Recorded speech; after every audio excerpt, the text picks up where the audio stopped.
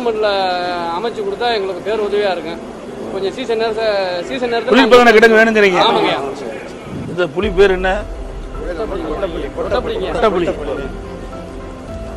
இது அதிலிருந்து விதை எடுத்தது. இது எங்க உற்பத்தி ஆகுறது? ஏரியா மொத்த பகுதியில் 15,000 ஏக்கர்.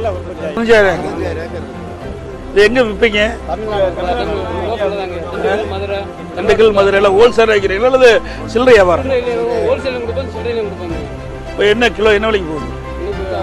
1350 ஒரு 10 கிலோ. அப்படியா? புளி பதிங்க இந்த மாதிரி இருக்கிறத வாங்கி இந்த மாதிரி இப்போ தயார் பண்ணுறது. இதே அதே புளி தான். இந்த விதை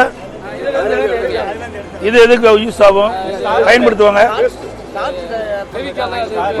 இதெல்லாம் இது என்ன கிலோ என்ன விலைக்கு விற்பீங்க? ஒரு கிலோ 35 ரூபா. சரி, இது வந்து 1 கிலோ இந்த புளியிலிருந்து கொட்டையை எடுத்து புளிக்கு எவ்வளவு கூலி கொடுப்பீங்க ஆளுக்கு? 15 கிலோவுக்கு 200 ரூபா. இதுல இருந்து விதை எடுத்து இது மாதிரி விதை எடுத்த புளிக்கு 15 கிலோவுக்கு 200 ரூபா. புளி ஆகிறதுக்கு நலவாரி அமைச்சு கொடுங்கய்யா. என்ன இது என்ன உடனுக்குடன் வித்துருவீங்களா அல்லது இருப்பு வச்சு வைப்பீங்க? இருப்பு வச்சு சீசன்ல வந்து இருப்பு சவதமான நேரத்தில் இருப்பு வைக்கிற மாதிரி. எவ்வளவு நாளைக்கு இது இருப்பு வச்சிருக்க முடியும்?